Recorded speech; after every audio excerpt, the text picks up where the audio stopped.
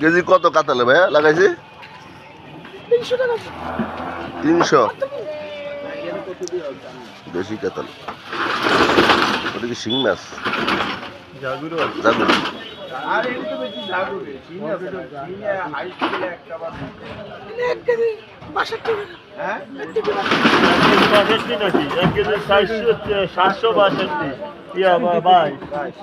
সাতশো